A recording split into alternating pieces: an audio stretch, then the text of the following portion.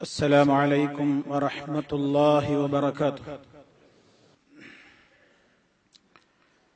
إن الحمد لله نحمده ونستعينه ونستغفره ونعوذ بالله من شرور أنفسنا ومن سيئات أعمالنا. من يهده الله فلا مضل له ومن يضلل فلا هادي له. وأشهد أن لا إله إلا الله وحده لا شريك له. وأشهد أن محمدا عبده ورسوله. اللهم صل على محمد وعلى آل محمد كما صليت على إبراهيم وعلى آل إبراهيم إنك حميد مجيد. اللهم بارك على محمد وعلى آل محمد كما باركت على إبراهيم وعلى آل إبراهيم إنك حميد مجيد. يا أيها الذين آمنوا اتقوا الله حق تقاته ولا تموتن إلا وأنتم مسلمون.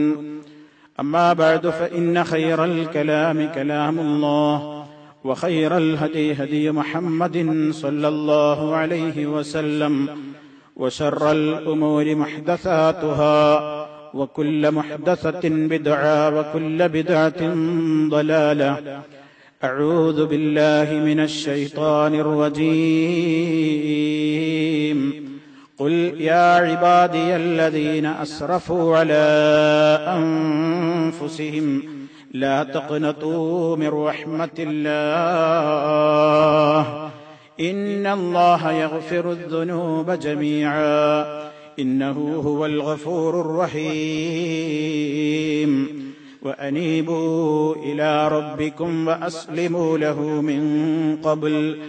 من قبل أن يأتيكم العذاب ثم لا تنصرون. സ്നേഹമുള്ള സത്യവിശ്വാസികളെ, സഹോദരങ്ങളെ, അല്ലാഹു സുബ്ഹാനഹു വ തആലയുടെ വിധിവിലക്കുകളും നിയമനിർദ്ദേശങ്ങളും ജീവിതത്തിന്റെ എല്ലാ മേഖലകളിലും പരമാവധി കാത്തുസൂക്ഷിച്ചുകൊണ്ട് ഭക്തിപൂർണമായ ജീവിതത്തിന് വേണ്ടി നിരന്തരമായി അധ്വാനിച്ചുകൊണ്ടിരിക്കണേ, പരിശ്രമിച്ചുകൊണ്ടിരിക്കണേ എന്ന് എന്നെയും നിങ്ങൾ ഓരോരുത്തരെയും ഉത്ബോധിപ്പിക്കുകയാണ്, ഉപദേശിക്കുകയാണ്, ഗൗരവപൂർവ്വം വസിയ്യത്ത് നൽകുകയാണ്. അല്ലാഹു റബ്ബുൽ ആലമീൻ ഈ പവിത്രമായ മാസത്തിൽ തഖ്വയുള്ളവരായി ജീവിക്കുവാനും തുടർന്നുള്ള ജീവിതത്തിന്റെ എല്ലാ രംഗത്തും തഖ്വ കൈമുതലായി കൊണ്ട് മുന്നോട്ട് പോകുവാനും നമുക്കെല്ലാം സർവശക്തൻ തുണ നൽകി അനുഗ്രഹിക്കുമാറാകട്ടെ. സഹോദരങ്ങളെ, പരിശുദ്ധമായ റമദാൻ അതിന്റെ നേർപകുതിയിൽ എത്തി നിൽക്കുകയാണ്. ഇനി അങ്ങോട്ട് ഈ മാസം അവസാനിക്കാൻ പോകുന്നു എന്നതിന്റെ എണ്ണങ്ങളാണ് ആരംഭിക്കുന്നത്. കഴിഞ്ഞ ദിവസങ്ങളെപ്പോലെ ഇനി ഏതാനും ദിവസങ്ങളാണ് നമ്മുടെ മുമ്പിലുള്ളത്. പരിശുദ്ധ ഖുർആൻ റമദാനിനെ സംബന്ധിച്ച് പറഞ്ഞതുപോലെ അയ്യാമുൻ മഅദൂദാത്ത്, എണ്ണപ്പെട്ട ചില ദിവസങ്ങൾ എന്നാണ് പറഞ്ഞത്. എത്രയോ പെട്ടെന്നാണത് കൊഴിഞ്ഞ് തീരുന്നത്. ഒരിക്കലും നമ്മുടെ ജീവിതത്തിൽ ബനൂ ഇസ്രായേലിയർക്ക് സംഭവിച്ചതുപോലെയുള്ള ആലസ്യവും ഉദാസീനതയും ഒന്നും ഉണ്ടായിക്കൂടാ. ദിവസങ്ങൾ കഴിയുന്തോറും അല്ലെങ്കിൽ ആഴ്ചകൾ പിന്നിടുന്തോറും കാലം കഴിയും തോറും തങ്ങൾ തുടങ്ങിവെച്ചിട്ടുള്ള സൽക്കർമ്മങ്ങളോട് എന്തോ ഒരു വിരക്തി, ആവേശപൂർവ്വം ചെയ്തുകൊണ്ടിരുന്ന കാര്യങ്ങളോട് മുമ്പുള്ളത്ര ഒരു ആവേശവും ഉന്മേഷവും ഇല്ലായ്മ. ഇത് റമദാനിൽ നമ്മെ പിടികൂടാതിരിക്കാൻ വളരെയേറെ ശ്രദ്ധിക്കേണ്ടതുണ്ട്. കഴിഞ്ഞകാല ദിവസങ്ങളെക്കാൾ ഊർജ്ജസ്വലരായിരിക്കേണ്ടുന്ന ദിവസങ്ങളാണ് വരാൻ പോകുന്നത്. റമദാനിന്റെ അവസാന ദശദിനങ്ങളിലേക്ക് 10ലേക്ക് പ്രവേശിച്ചു കഴിഞ്ഞാൽ നബി സല്ലല്ലാഹു അലൈഹി വസല്ലം യജ്തഹിദു, അവിടുന്ന് കഠിനാധ്വാനം ചെയ്തിരുന്നു എന്നാണ്. മാ ലാ യജ്തഹിദു ഫീ ഗൈരിഹി, മറ്റു ദിവസങ്ങളിൽ ഇല്ലാത്തത്ര ഉത്സാഹം, ആവേശം, ഉന്മേഷം, അതീവമായ ജാഗ്രത, നന്മകൾ കൂടുതൽ ചെയ്യുവാനുള്ള താൽപര്യം കഴിഞ്ഞ ദിനങ്ങളെക്കാൾ കൂടുതൽ നമ്മുടെ മനസ്സുകളിൽ നിലനിൽക്കേണ്ടതാണ്. പരിശുദ്ധ ഖുർആൻ പറയുന്നുണ്ട്, അള്ളാഹുവിനെ സംബന്ധിച്ചുള്ള ഭയഭക്തി അതേതെങ്കിലും ഒരു സമയത്തുണ്ടായി പിന്നീട് നഷ്ടപ്പെടേണ്ടതല്ല. ബനൂ ഇസ്രായേലിനെ സംബന്ധിച്ച്, അതല്ലെങ്കിൽ വേദം നൽകപ്പെട്ട ആളുകളെ സംബന്ധിച്ച് ഖുർആൻ എടുത്തു പറഞ്ഞുകൊണ്ട് അതുപോലെ നിങ്ങളായിത്തീരരുത് എന്ന് ഖുർആൻ പറയുന്നുണ്ട്. അല്ലാഹു തആല ചോദിക്കുകയാണ്, അലം യഇനി ലില്ലദീന ആമനു, സത്യവിശ്വാസികൾക്ക് നേരമായില്ലേ, മുഅ്മിനുകൾക്ക് സമയമായില്ലേ, അൻ തഖ്ശഅ ഖുലൂബുഹും ലിദിക്രില്ലാഹ്, അല്ലാഹുവിനെ കുറിച്ചുള്ള കൃത്യമായ ഓർമ്മ കാരണത്താൽ അവരുടെ മനസ്സുകൾ പേടിച്ച് നടുങ്ങാൻ, അവർക്കിനിയും ഒരു ഖുശൂഅ് തോന്നാത്തത് എന്താണ്? എന്താണ് വിശ്വാസികളുടെ മനസ്സിൽ ഒരു പടച്ചവനെ പേടി വരാത്തത് എന്താണ്? വമാ നസല മിനൽ ഹഖ്, അല്ലാഹു അവതരിപ്പിച്ചിട്ടുള്ള ആ സത്യങ്ങളെക്കുറിച്ചും വിശുദ്ധ ഖുർആനിലെ വചനങ്ങളെക്കുറിച്ചുമൊക്കെ ഓർത്ത് മനസ്സിലൊരു പേടിയും ഭക്തിയുമൊന്നും തോന്നാത്തത് എന്ത്?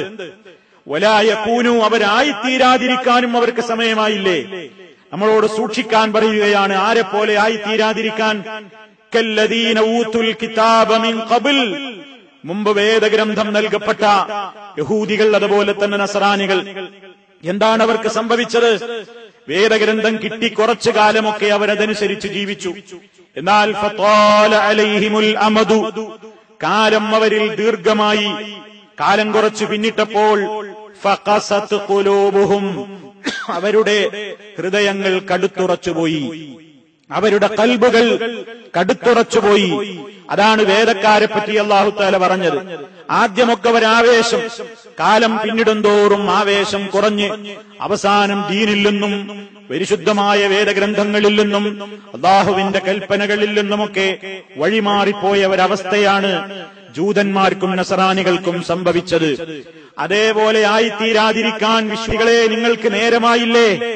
അല്ലാഹുവിനെക്കുറിച്ച് ശരിക്കും ഭയം നിങ്ങളുടെ മനസ്സിൽ എന്നും കാത്തു സൂക്ഷിക്കാൻ, വിശുദ്ധ ഖുർആനിന്റെ അധ്യാപനങ്ങൾ അനുസരിച്ചുകൊണ്ട് ജീവിതത്തെ മുഴുവൻ ക്രമീകരിക്കാൻ നിങ്ങൾക്ക് നേരമായില്ലേ എന്ന അല്ലാഹുവിന്റെ ചോദ്യം ഈ റമദാനിലും ഏറെ പ്രസക്തമായി നമ്മൾ കാണുക.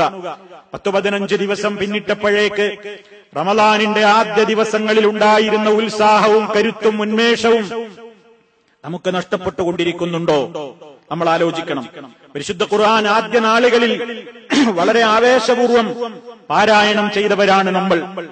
അന്ന് ഓതിയ അത്ര ഇന്ന് ഓതാൻ കഴിയുന്നുണ്ടോ? ദിവസങ്ങൾ പിന്നിട്ടപ്പോൾ എന്തോ ഒരു വിരസത, ദിവസങ്ങൾ കഴിഞ്ഞപ്പോൾ എന്തോ ഒരു മടുപ്പ്, എന്തോ അതിനോടൊരു താല്പര്യമില്ലായ്മ. ആദ്യ ദിവസങ്ങളിൽ ഉണ്ടായിരുന്ന ഉന്മേഷം പള്ളികളിലെത്താനില്ല. അത്ര തന്നെ മനസ്സിൽ എന്തോ ഒരു താല്പര്യക്കുറവ്. ഇത് നാശത്തിന്റെ ലക്ഷണമാണ്. വേദക്കാര് പിഴച്ചു പോകാൻ കാരണം വേദഗ്രന്ഥം കിട്ടിയപ്പോൾ ഒരാവേശം, കുറച്ചു കഴിഞ്ഞ് കാലം പിന്നിടുന്തോറും അവരിൽ വിരസത, മടുപ്പ്. ആ വിരസതയും മടുപ്പും പിന്നീട് നിഷേധത്തിലേക്കും താന്തോന്നിത്വത്തിലേക്കും വഴിമാറിപ്പോയ ഒരു ദുരന്തം. അത് നിങ്ങളിൽ വരാതിരിക്കാൻ സൂക്ഷിക്കണമെന്ന് അല്ലാഹു റബ്ബുൽ ആലമീൻ ഓർമ്മപ്പെടുത്തിയിരിക്കുകയാണ്. മാത്രമല്ല, ഈ മാസത്തിൽ നമ്മൾ അത്യധ്വാനം ചെയ്ത് പണിയെടുക്കേണ്ടത് നമ്മുടെ പാപങ്ങൾ കഴുകിക്കളയാനാണ്. മനുഷ്യരാണ്, തെറ്റുകൾ സംഭവിക്കാത്തവരായി ആരാണുള്ളത്? ഞാൻ എന്റെ ജീവിതത്തിൽ ഒരു പാപവും സംഭവിച്ചിട്ടില്ലാത്ത വിശുദ്ധനാണെന്ന് അവകാശപ്പെടാൻ ഈ ലോകത്ത് ആർക്കാണ് സാധിക്കുക? മഹാന്മാരായ പ്രവാചകന്മാർക്കല്ലാതെ, മഹാനായ അഷ്റഫുൽ ഖൽഖ് സല്ലല്ലാഹു അലൈഹി വസല്ലമിനല്ലാതെ ആർക്കാണ് സാധിക്കുക ഞാനൊരു പാപവും ചെയ്തിട്ടില്ല എന്ന് പറയാൻ? എല്ലാവരും പാപികളാണെന്നാണ് നബി സല്ലല്ലാഹു അലൈഹി വസല്ലം പറഞ്ഞത്. പാപം സംഭവിച്ചു കഴിഞ്ഞാൽ എന്താണ് ചെയ്യേണ്ടത്? അത്യധ്വാനം ചെയ്യണം, കഠിനാധ്വാനം ചെയ്യണം. ഈ മാസത്തിൽ പാപമോചനത്തിന് അവസരം കിട്ടാതെ ഈ മാസത്തിൽ നിന്ന് പുറത്തു കടന്നവൻ ശപിക്കപ്പെട്ടവനാണെന്നാണ് തിരുവചനത്തിൽ നമുക്ക് പഠിപ്പിക്കപ്പെട്ടിട്ടുള്ളത്. മഹാനായ റസൂൽ കരീം സല്ലല്ലാഹു അലൈഹി വസല്ലം പറഞ്ഞു, ഇന്ന ജിബ്രീൽ അലൈഹിസ്സലാം അറദലി, ജിബ്രീൽ അലൈഹിസ്സലാമിന്റെ അടുക്കൽ വരികയുണ്ടായി. എന്റെ മുമ്പിൽ പ്രത്യക്ഷപ്പെട്ടുകൊണ്ട് ജിബ്രീൽ ഒരു ദുആ ചെയ്തു. ആ ദുആക്ക് ഞാൻ ആമീൻ പറയുകയുണ്ടായി. എന്താണ് ജിബ്രീൽ അലൈഹിസ്സലാം പ്രാർത്ഥിച്ചത്? ബഅദ മൻ അദ്റക റമളാന ഫലം യുഗ്ഫർ ലഹു, പരിശുദ്ധ റമളാനിൽ ജീവിക്കാൻ സാധിച്ചിട്ടും, പരിശുദ്ധ റമളാനിൽ ജീവിക്കാൻ ആരോഗ്യമുണ്ടായിട്ടും, ഇബാദത്തുകൾ ചെയ്യാൻ അവസരമുണ്ടായിട്ടും, തൗബ ചെയ്യാൻ അവസരമുണ്ടായിട്ടും പാപങ്ങൾ പൊറുക്കപ്പെടാത്ത നിലക്ക് ആരെങ്കിലും ഈ റമളാനിനോട് വിട പറഞ്ഞുവെങ്കിൽ ഫലം യുഗ്ഫർ ലഹു, ഫലം യുഗ്ഫർ ലഹു, അവന്റെ പാപങ്ങളൊന്നും പൊറുക്കപ്പെടാത്ത നിലക്ക് ഈ റമദാനിൽ നിന്ന് ആരെങ്കിലും പോയെങ്കിൽ അല്ലാഹുവിന്റെ സർവ്വ അനുഗ്രഹങ്ങളിൽ നിന്നും അവൻ ആട്ടിയോടിക്കപ്പെടട്ടെ. ജിബ്രീൽ അലൈഹിസ്സലാമിന്റെ പ്രാർത്ഥനയ്ക്ക് ഞാൻ ആമീൻ എന്ന് പറയുകയുണ്ടായി. ഹബീബായ റസൂലുള്ളാഹി സ്വല്ലല്ലാഹു അലൈഹി വസല്ലം ഓർമ്മപ്പെടുത്തിയിരിക്കുകയാണ്. സഹോദരങ്ങളെ, എന്ത് ചെയ്യണം? തൗബ തൗബ എന്ന് പറയുന്നത് ആരെങ്കിലും ചൊല്ലിത്തരുന്ന പദങ്ങൾ കേട്ട് ഉരുവിടലല്ല. മനസ്സാണ് ഏറ്റവും കൂടുതൽ തൗബയിൽ പങ്കെടുക്കേണ്ടത്. മനുഷ്യരാണ്, അബദ്ധങ്ങൾ സംഭവിക്കും. നമ്മളൊരു വഴിയിലൂടെ നടന്നു പോകുമ്പോൾ അബദ്ധത്തിൽ ഒരു കുഴി, ഒരു ചെളി നിറഞ്ഞ ഒരു കുഴിയിൽ വീണു എന്ന് സങ്കല്പിക്കുക. എന്താണ് നമ്മൾ ചെയ്യുക? ഉടനെ അവിടെ നിന്ന് എഴുന്നേൽക്കും. ആരെങ്കിലും കണ്ടോ എന്ന് നോക്കും. ആയ ചെളിയും ചേറുമെല്ലാം അഴുക്കുമെല്ലാം കഴുകിക്കളഞ്ഞ് ശുദ്ധീകരിച്ചുകൊണ്ട് നമ്മൾ ജാള്യതയോടെ മുന്നോട്ട് പോകും. അതെ, മനുഷ്യ ജീവിതത്തിൽ കാലിടറിപ്പോയേക്കാം. നമ്മളാരും മാലാഖമാരല്ല, മലക്കുകളല്ല, മനുഷ്യന്മാരാണ്. അള്ളാഹുവിന്റെ പ്രത്യേകമായ കാവലുകളുള്ള പ്രവാചകന്മാരുമല്ല നമ്മളൊന്നും. മനുഷ്യരാണ്. ചെറുതും വലുതുമായ ദോഷങ്ങൾ സംഭവിച്ചേക്കാം. എന്താണ് ചെയ്യേണ്ടത്? പറ്റിപ്പോയ പാപങ്ങളെ സംബന്ധിച്ച് മരണം വരെ മനസ്സിൽ വേദന തോന്നണം. പറ്റിപ്പോയല്ലോ. ജീവിതത്തിന്റെ എല്ലാ രൂപത്തിലുള്ള പരിശ്രമങ്ങൾക്കിടയിലും ഞാൻ പതറിപ്പോയല്ലോ. ദുർബലമായ നിമിഷത്തിൽ ഞാൻ അകപ്പെട്ടു പോയല്ലോ. എന്റെ ജീവിതത്തിൽ അരുതാത്തത് വന്നുപോയല്ലോ. ആ മനസ്സിന്റെ ഉരുക്കം, എപ്പോഴും മനസ്സിലെ ആ വേദന, നാഥായിന്റെ പാപങ്ങൾ പൊറുക്കപ്പെടാതെ നിന്നെ ഞാൻ കണ്ടുമുട്ടിയാൽ കത്തിയാളുന്ന നരകത്തിയാണല്ലോ എന്റെ മുമ്പിലുള്ളത്. നീ എനിക്ക് പൊറുത്തു തരില്ലേ? അതോർക്കുമ്പോൾ മനസ്സ് ഉരുകിപ്പോകും. അതോർക്കുമ്പോൾ കണ്ണിൽ നിന്ന് ചുടുബാഷ്പമൊഴുകും. അതോർക്കുമ്പോൾ അവന്റെ മനസ്സിലൊരു ദൃഢനിശ്ചയമുണ്ടാകും. ഇല്ല, ഇനി ഇങ്ങനെ ജീവിച്ചുകൂടാ. അല്ലാഹുവേ, ഇതുപോലെ ചെയ്തിട്ടുള്ള പാപങ്ങളിലേക്ക് ഇനി ഞാൻ മടങ്ങുകയില്ല. ആ ദൃഢമായ തീരുമാനം, ഏത് പാപമാണോ പറ്റിപ്പോയതെങ്കിൽ ഇനി അതിൽ നിന്ന് ഒരിക്കലും ഞാൻ അതിലേക്ക് പോകുന്ന ഒരു പ്രശ്നമില്ലെന്ന ഉറച്ച തീരുമാനം. ചാൻസ് ഇല്ലാത്തത് കൊണ്ടല്ല, എന്ത് ചാൻസുകൾ എന്റെ മുമ്പിൽ വന്നാലും നാഥായിന് ഞാൻ അതിലേക്ക് തിരിഞ്ഞു നോക്കില്ല എന്ന ദൃഢമായ തീരുമാനം. ചെയ്തുപോയ തിന്മയോടുള്ള അഗാധമായ ഖേദം, പറ്റിപ്പോയതിലുള്ള വല്ലാത്ത മനസ്സിന്റെ വേദന, ആ വേദന ഏത് കൊടും ഭീകരനുണ്ടായാലും ആരും നിരാശപ്പെടരുതെന്നാണ് അല്ലാഹു പറയുന്നത്. പാപങ്ങൾ ആർക്ക് സംഭവിച്ചു കഴിഞ്ഞാലും നിരാശപ്പെടരുത്.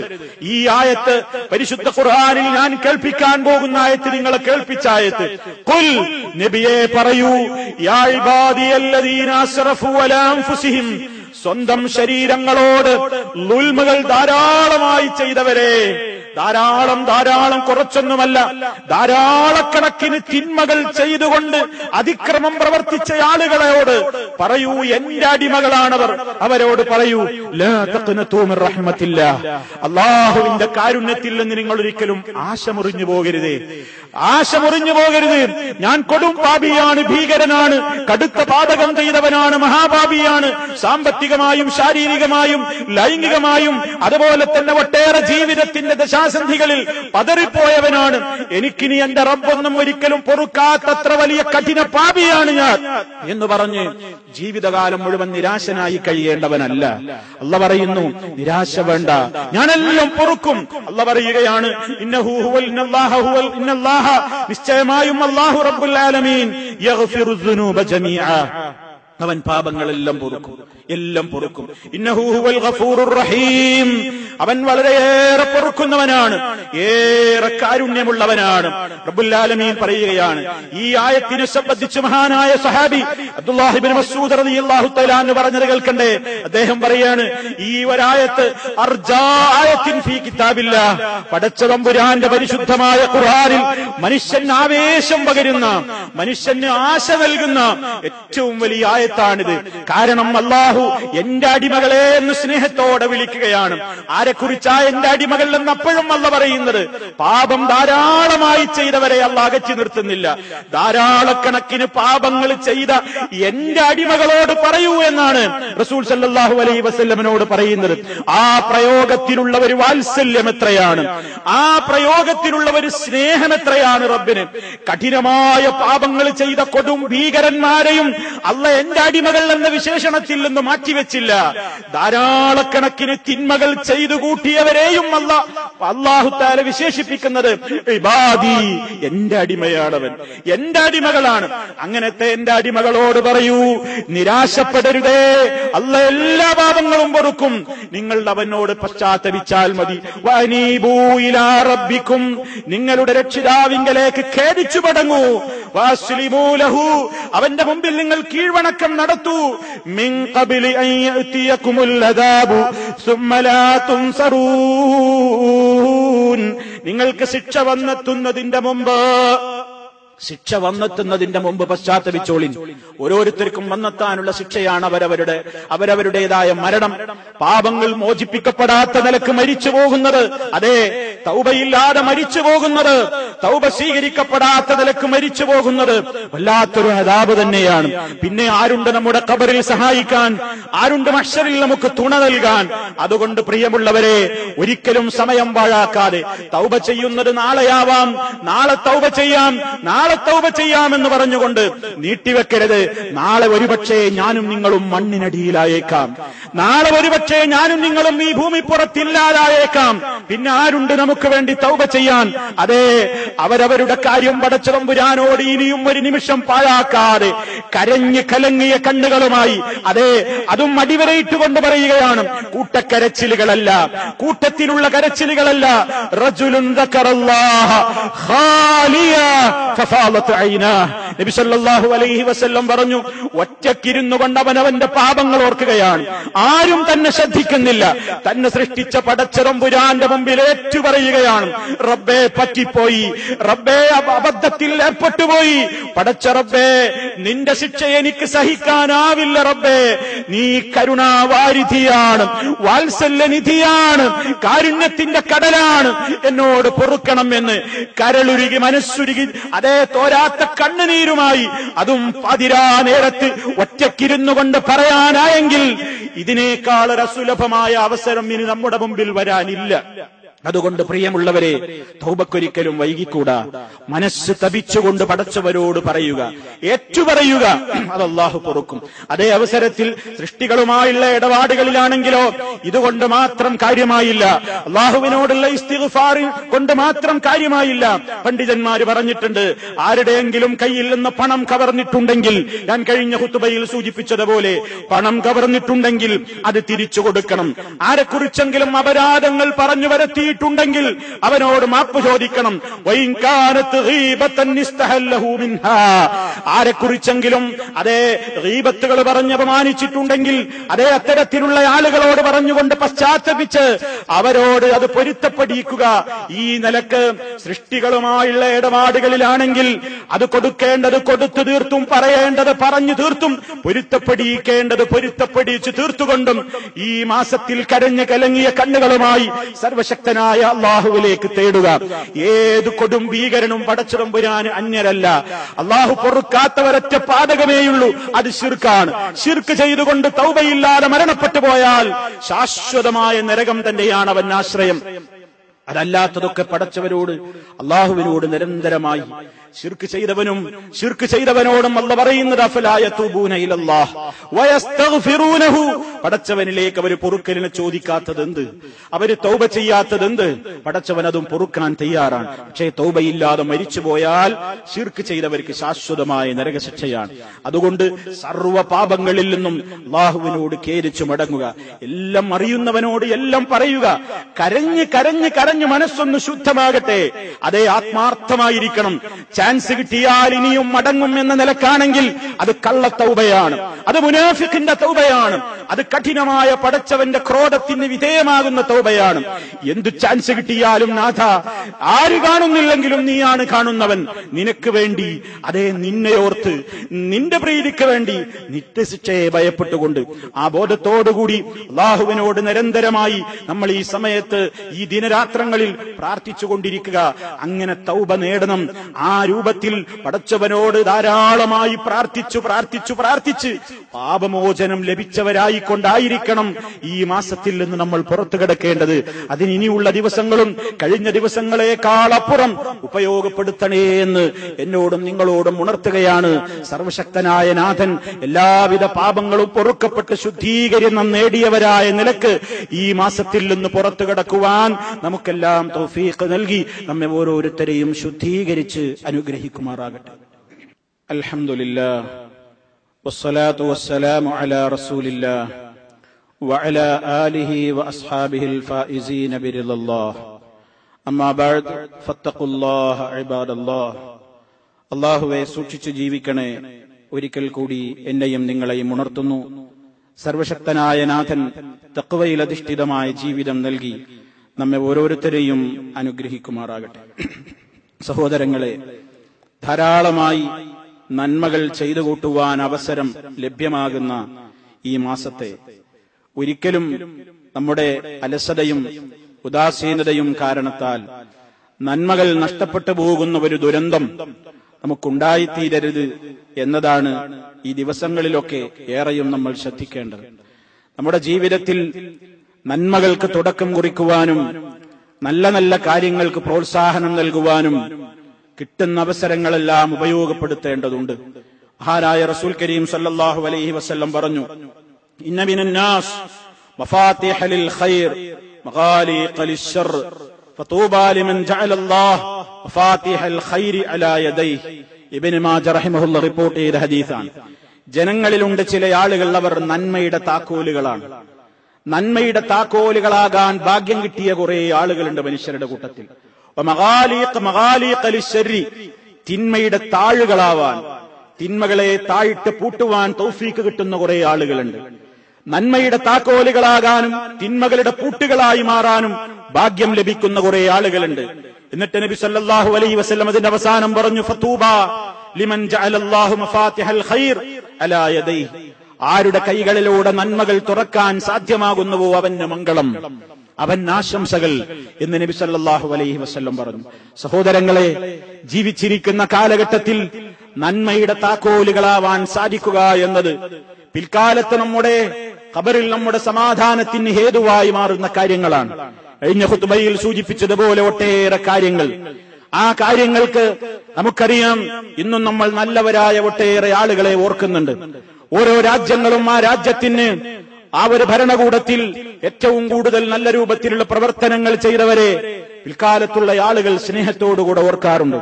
ഇമാറാത്തിനെ സംബന്ധിച്ചിടത്തോളം ഷെയ്ഖ് സായിദ് റഹിമഹുല്ലാഹ് അത്തരത്തിൽ ഓർക്കപ്പെടുന്ന ഒരു വ്യക്തിത്വമാണ്.